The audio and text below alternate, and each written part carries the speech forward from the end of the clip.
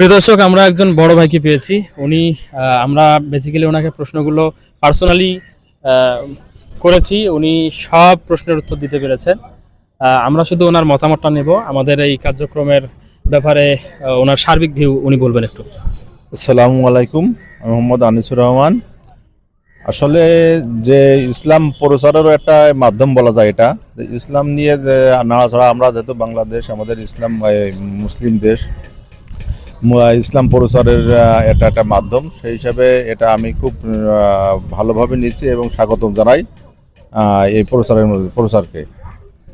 ভবিষ্যতে যেন আরও এটা প্রচার বৃদ্ধি পায়, সেই লক্ষ্যে কাজ করুক, সেটাই আমি দোয়া করি। দর্শকদের উদ্দেশ্যে একটু বলবেন।